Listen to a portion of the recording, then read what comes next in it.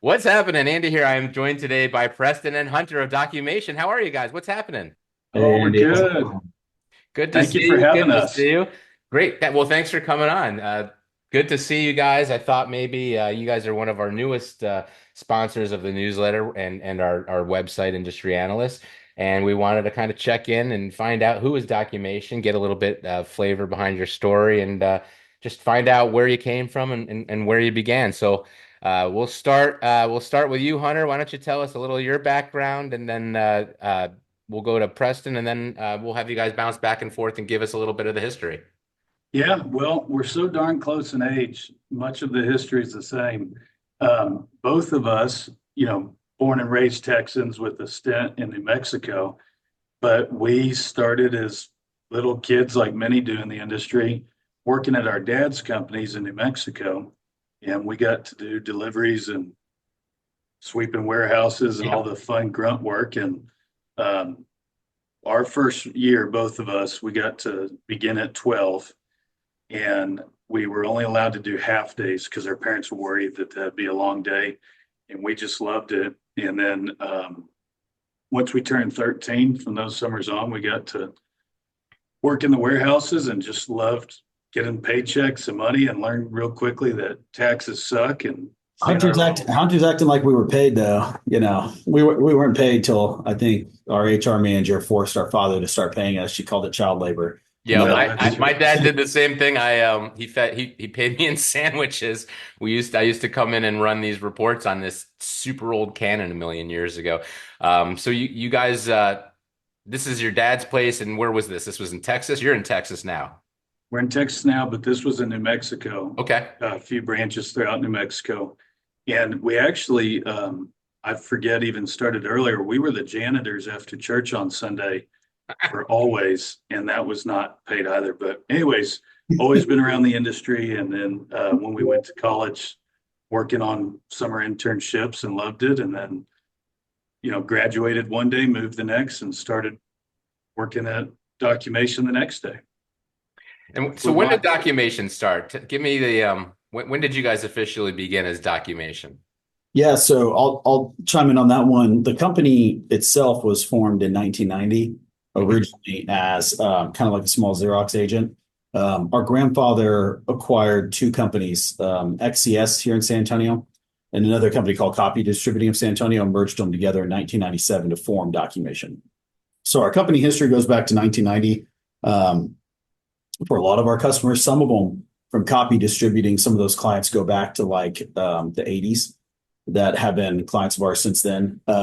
They got merged together. We kind of call 1990 as our start date for the company, but we have some customers, 34, 40 years or so, even Wow. older than our company that have stayed as a customer with long-term relationships from some of those. But yeah, we've been DOCUmation since '97, running that name. So a little bit about DOCUmation today. You guys are what is it? Six locations. Tell me about the. You've got a new one, so it might be. Is it six or is it seven now? Well, so 9 locations, but Nine yeah, locations. I'm way off. just cover. No, no, no, you're good. Covering the state, all the major markets, and some of the minor ones as well. And then, like you were mentioning, small acquisition, and that got you posted and shared with a while back. But we got several more. Should be announcing another one here any day, and got some really cool ones we're working on. We're really excited. We love acquisitions here at the What's Happening report because there is nothing that gets us opened as well as just saying somebody bought somebody else. Maybe I should have started this a little earlier, but let's do a little background on DOCUmation, your services.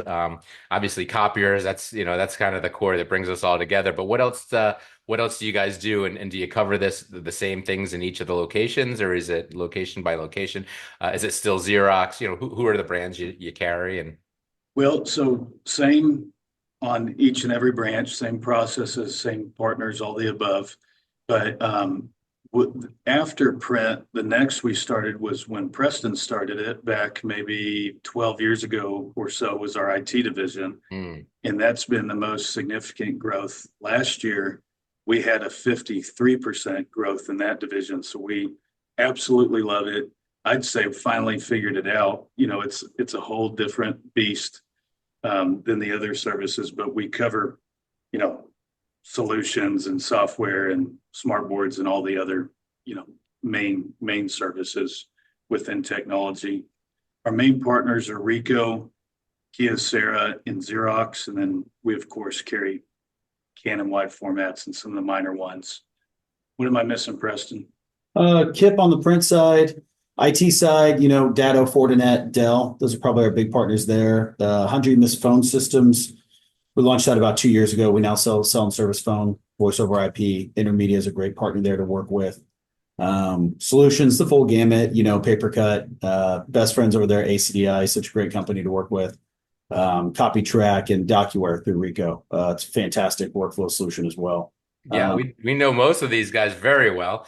Those are awesome solutions, all of them. So the big move was what, 10 years ago you started in IT, and I'm guessing that just started from hey, we're already hooking these up to the printers up to the network. We're kind of dabbling in it already, but then somebody decided to dip their toe in a little further. Yeah, our father was the classic entrepreneurial type, right? So he went to, I don't know, a CDA meeting or something like that. Heard, I think it was maybe Konica, heard somebody talk about managed IT. And so he came back to the office and said, hey, we should get into managed IT. And Hunter and I like, okay, like what is IT? We're still dealing with those days with people talking about copiers, still being networked, like why we should network them, right? Which is kind of fun today. And he said, well, let's get into it.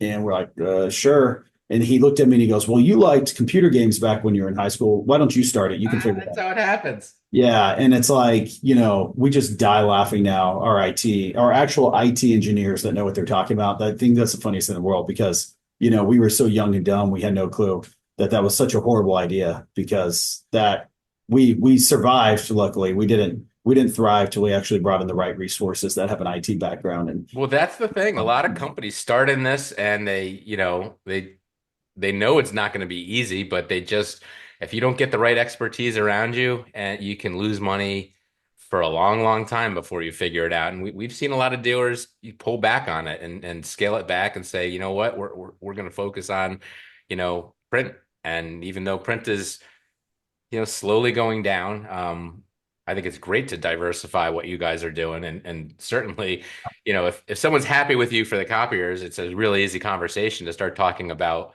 their IT, right? yeah, and I think that's kind of the root benefit of the industry and maybe the downfall of the industry is that, for 60 to 70 years now, you can just be a great salesman and sell your way out of your problems, right? Yes.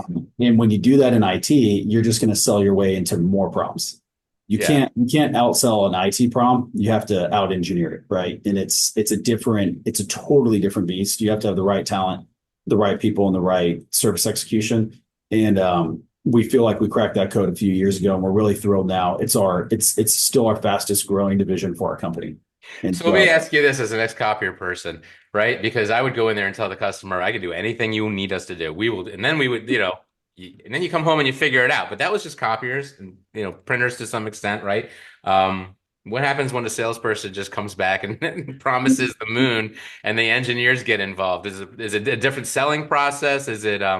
yeah, How does that work? primarily, yeah, it's really the SME, and I think really for a model for, a traditional copier dealer, you've got to have a really strong IT sales team. You get the core reps, you get that strong SME. Really, the SMEs are the decision makers there. The core reps are the opportunity creators. And that SME that assesses, helps build the solution, the proposal. Their job is to sell the right thing. And, we walk away from a ton of customers. I mean, that was kind of the downfall 12 years ago of copier getting It into took it. everybody. Yeah, it was everybody's a client, right? Just like Yep. print. And then we all figured out it's about 20% of our customer base we have the opportunity to sell to.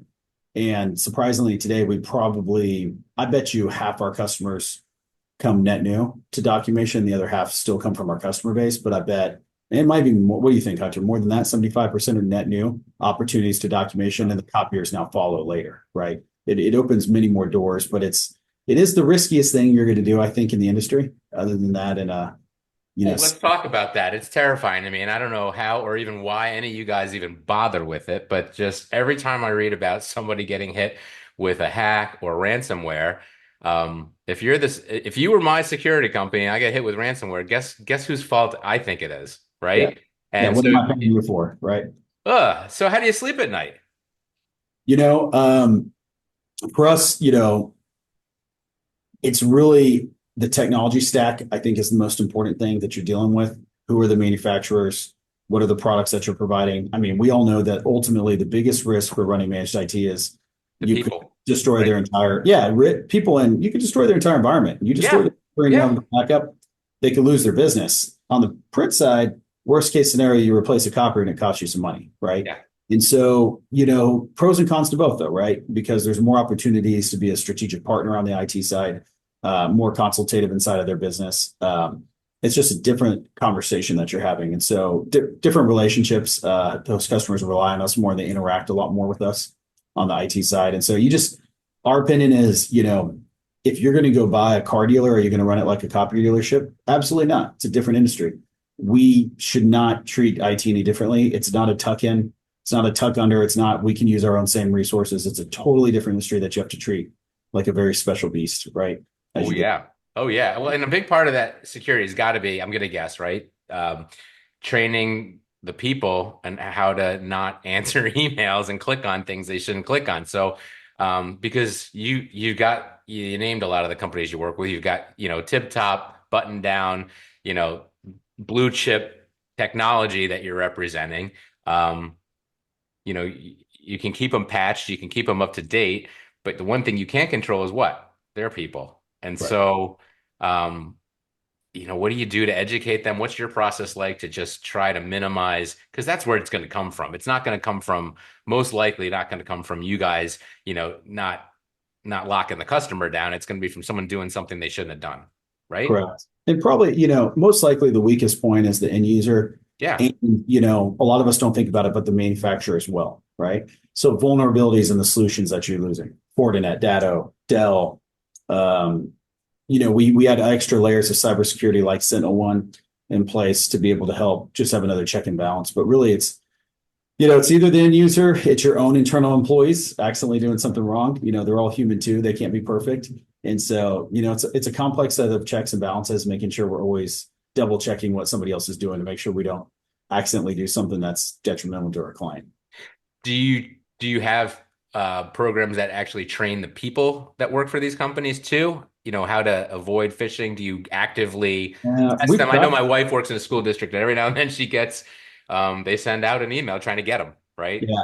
Yeah. Great products like Know Before and some of those. Yeah. We try them. The question really is the appetite of the client, Yeah. right? How much do they want to engage with their end users with those as well?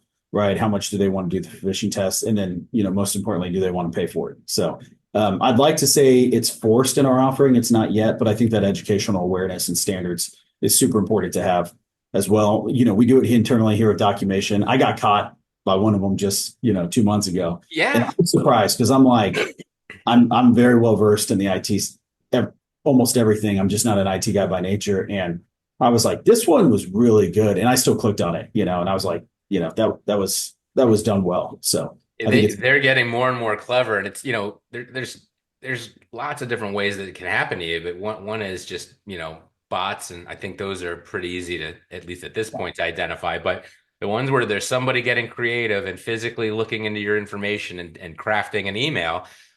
We were at that Executive Connection Summit we do every year, Stramalio's thing in Arizona in January, and ConnectWise used me as an example. They were talking about, what's available on the dark web and what someone can do with it. And these guys crafted an email from the CEO of Sharp, who Mike Marusik, who I would, expect to receive an email from now and then. And it looked like something in his, they had ChatGPT write it up. They referenced other analysts, Frank Canada and some of the others. there you go. So it looked super legit. They went through my LinkedIn, they went through everything they could find, and then they, wrote this letter. And the example was, would Andy click on this? And I was pretty sure there was a good chance I would have clicked on that without looking at where it came from. It was just too real. It was too perfect.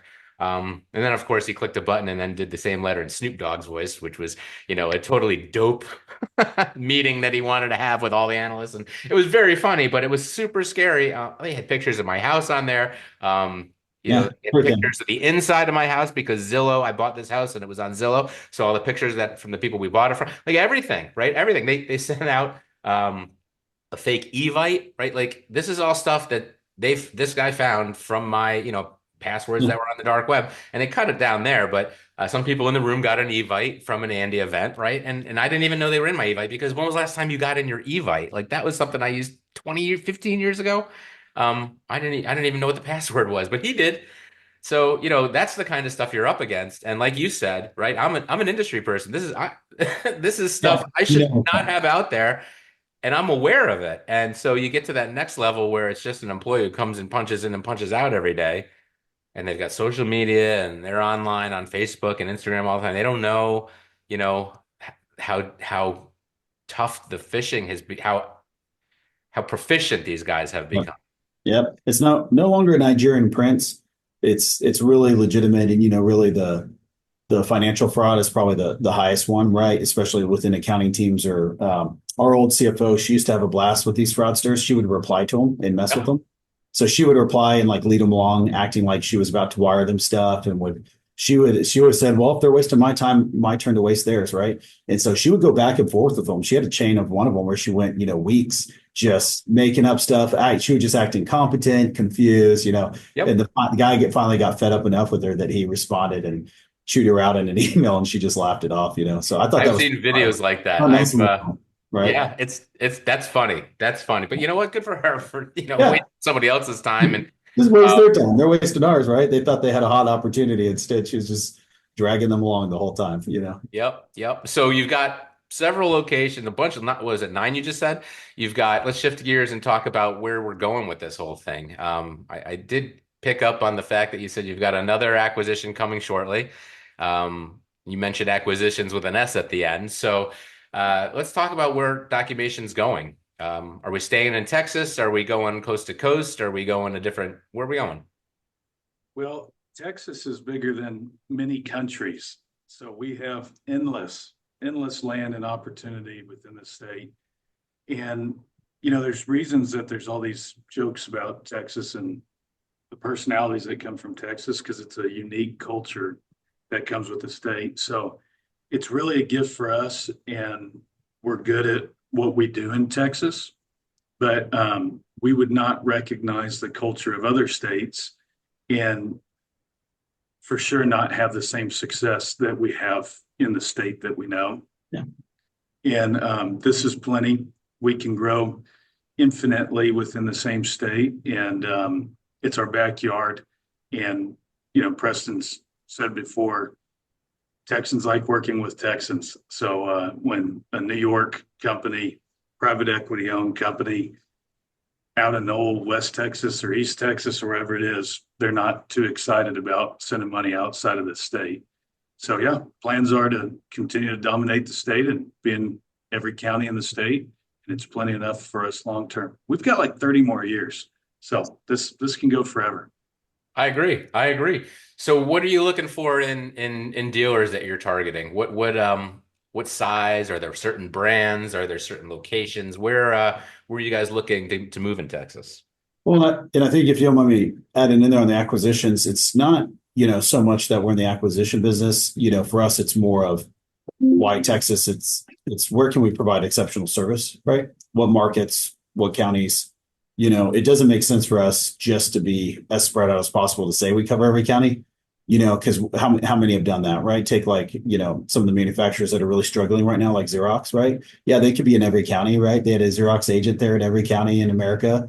And then you And got to cover it. Then you got now to service it. you got a 6 day turnaround to maybe respond to a service call, right? And so for us, asking that question, like who are we targeting and why? It's really, is this a strategic opportunity? Do you fit our culture? Do you fit our service model? How have you been treating your current customers? Do you have a really bad book of business and you've been selling as cheap as possible, right? Or are these the right click rates and it's the right fit, and that you really want, somebody else to take as good of your customers as well as we have, right? And so you want to make sure that they're not somebody that's just ready to like, who cares about my customers? Who cares about my employees? Pay me and I'm out, right? We want to find somebody that cares as much about their customers as we do our own. So we got a family business. We got a, privately owned family business. You're keeping it in Texas. You're growing both through sales and through acquisitions. It's a good story, right? It's a great story. You've got some history there. Actually, we should talk about it. Well, maybe we'll wind down with this. Wind up, wind down. I think it's down. We'll wind down with it. But let's talk about your grandfather because I knew that name when Hunter, you brought it up before the call, but it didn't start with your dad, right? Where did it start? Well, Preston's a historian, so I'll let him All give right. you some of the history here. Yes, he's just Tell me about Lou Scanlon. yeah, Lou, grandfather, our mom's father, so that's why we have the different last names. It's her maiden name. You know, late 50s, I think 1957, 1956, somewhere around there. He started in Detroit, Michigan. So family's a bunch of Southerners from Tennessee, but they lost everything in the Depression, so they ended up growing up in Detroit just for jobs, right?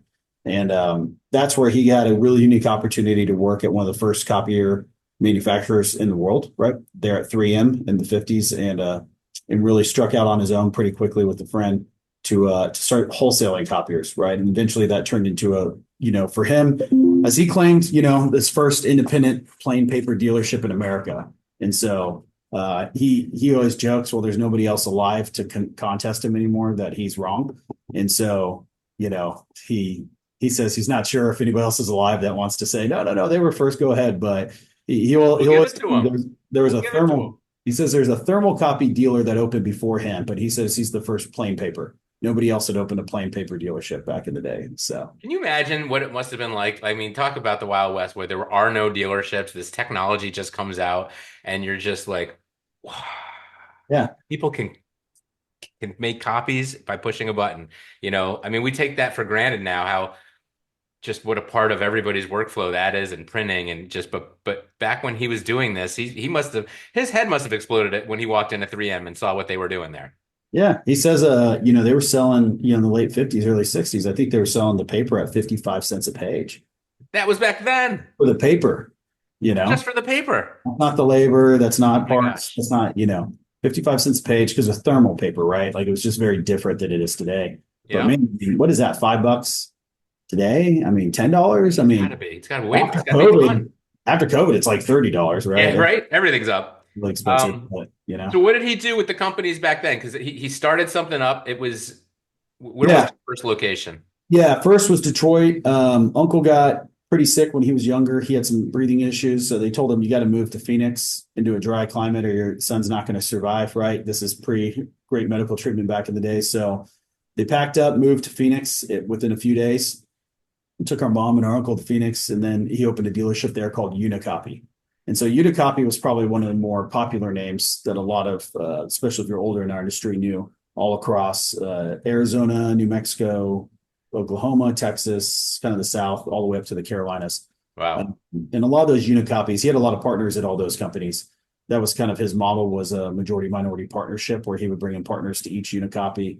And eventually most of those turned into what you see was Icon of the South, right? A lot of those got bought by Hillman or Alco, and they merged on up into Icon, and kind of cemented that footprint. Same with the Texas copy. Those were the Canon side of things that ended up with Icon too as well. So a lot of that former history that ran through, the 50s to the late 70s was really eventually became the Icon that we saw in the 80s and the 90s in the southern regions, not, up in the Northeast or North or West. I was up in the Northeast. Yeah. I think actually I was in the DC market, so I don't know if that was north or south. To me, it felt north compared to where you're talking from. But, Yeah, very north for us. Yeah. but we were technically below the Mason-Dixon line, so I don't know. I don't know which region we were as long. Half of America is above, Yeah. half, is above the Mason-Dixon line. So, Yep. So so your grandfather started arguably the first copier dealership Yeah. Right in place, right the time. country. Wow. Yeah. Very cool. And look at you guys carrying the torch, still selling copiers, selling lots of other stuff. It's a great story. I'm really glad we connected and sat down for this interview. Any last shout outs as we wrap up, and we'll check in after another acquisition or two and see who you bought and talk about that one. But we'll start with you, Hunter, and then Preston, you can take us home. Any last shout outs to anybody? Man, we really enjoyed this. Thanks for having us on your show. This was a lot of My fun. pleasure. My pleasure. My pleasure. My poor wife, I work out of my house. Jake works for me, my son. But she comes home and she knows way too much about this industry for someone who works in a school. How about God you, bless her. Preston? How about you? He won't listen to it because he doesn't listen to stuff like this, but probably our grandfather, right? I mean, he started a legacy, at least for our family and in the industry, that he's still doing really well today. But he's not a podcast guy or a media guy, but really for him, he's done a lot of good for a lot of people for a long period of time, and we're thankful for that. Well, I bet he has, and I would love to think that maybe at some point you'll make him watch our little video here, our interview, and I think he'd be very proud of. I'm sure he's very proud of the legacy and just the fact that you're out there still doing it, still carrying that that name, even though it's a little different. Same blood, right? You guys are just still doing it. Once you get it in your blood, I'm third generation too. My dad started it, and Jake's working. Well, we have three generations. I'm the second, but three generations. It's a great industry. It's a family-based industry, and there's a ton of companies out there that are, you know, kind of the same similar stories as you guys that just go back generations, and I think that's one of the things that makes companies like you very special. This has been great. Thank you so much for sharing all this. I think I heard, I don't know who it was at one of the, I don't know, Canada dinners or something. I think one of the old dogs said, Copier dogs never die, they just run out of toner. So, They do, and some have to wait longer than others, I guess, for the replenishment these days. But this has been great. You guys are the best, and thank you so much for coming on. And we'll check in with you soon. Take care. awesome. Thanks, Andy. Thank Thanks you. a ton.